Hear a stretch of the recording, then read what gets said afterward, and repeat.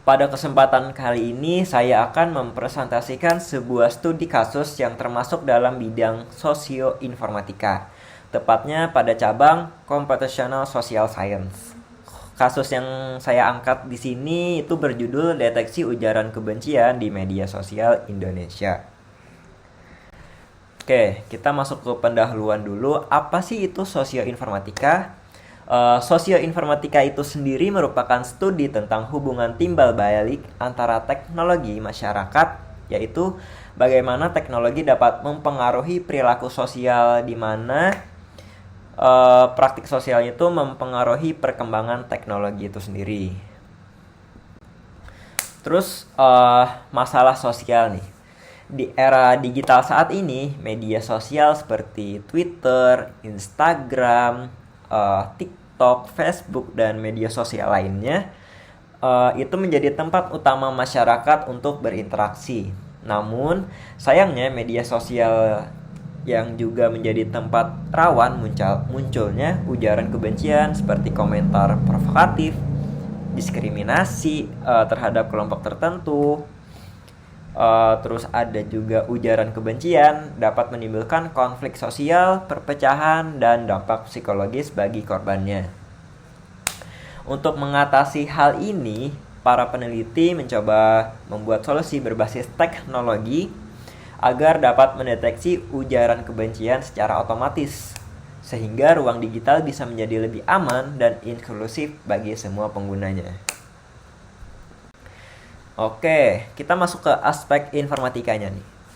Dari sisi informatika, penelitian ini menggunakan pendekatan machine learning, khususnya model Convolutional Neural Network atau CNN lebih kita kenalnya, dengan representasi teks word to fact. Data yang digunakan adalah ribuan komentar dari media sosial yang tentunya berbahasa Indonesia. Terus langkah-langkah penelitiannya itu dimulai dari pengumpulan data. Kemudian dilakukan pelabelan komentar menjadi dua kategori. Yang pertama itu ada hate speech dan non-hate speech. Selanjutnya, modelnya itu dilatih menggunakan pola bahasa yang mengandung kebencian, lalu diuji dengan ukuran kinerja seperti precision, recall, dan advanced score, yang mana hasilnya itu sistem mampu mengidentifikasi komentar kebencian dengan cukup akurat dan dapat memberi peringatan otomatis kepada moderator atau pengguna. Terus ada juga dampak untuk masyarakatnya. Dari sisi sosial, penelitian ini memberikan dampak yang sangat-sangat besar bagi masyarakat.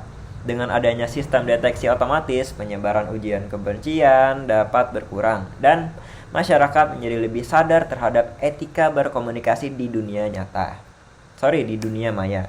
Selain itu, hasil penelitian ini juga bisa digunakan oleh platform media sosial dan juga pemerintah sebagai untuk membantu proses moderasi konten. Oke, selanjutnya itu ada aspek etika sosioinformatika.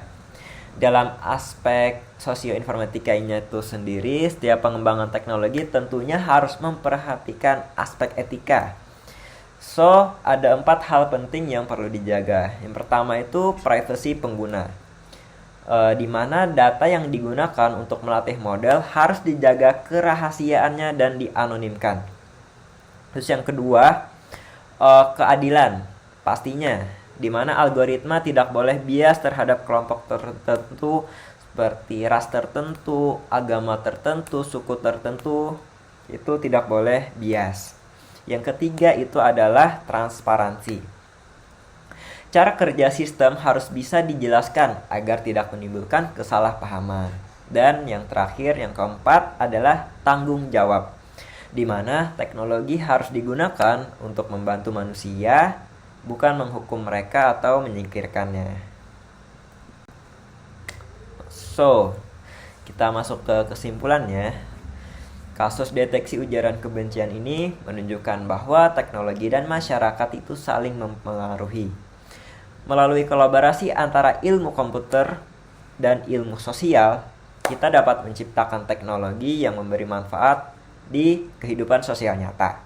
Namun, inovasi teknologi harus juga selalu disertai dengan nilai etika dan kemanusiaan agar hasilnya tidak hanya canggih tapi juga adil dan manusiawi. Mungkin sekian dari saya.